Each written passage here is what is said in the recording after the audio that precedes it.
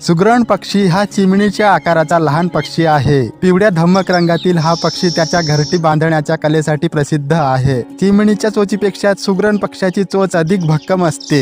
सरळ कापल्यासारखी छोटी शेपटी असते. सुगरण हे पक्षी सर्वभक्षी आहेत आणि ते बहुतेकदा किडे आणि बिया खातात.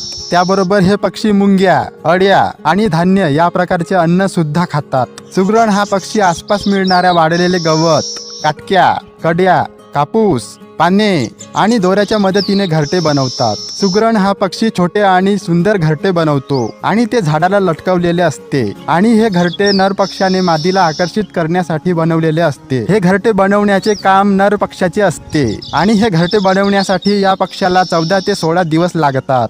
मादा सुगरण पक्षी एका वेळी 2 ते 4 अंडी देते आणि ही अंडी पांढऱ्या शुभ्र रंगाची असतात. सुगरण पक्षीच्या 64 स्वतंत्र प्रजाती आहेत.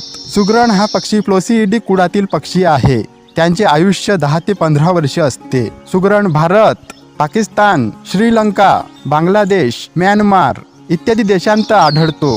मे ते सप्टेंबर हा सुगरण पक्षाच्या विणीचा हंगाम असतो. विणीच्या हंगामात नर ची ची ई असा लांबलचक आवाज काढतो. विशेषतः भात शेतीच्या प्रदेशात हव्याने राहणारा सुगरण पक्षी उभ्या पिकावर चरायला येतात व कीटक आणि धान्य खातात.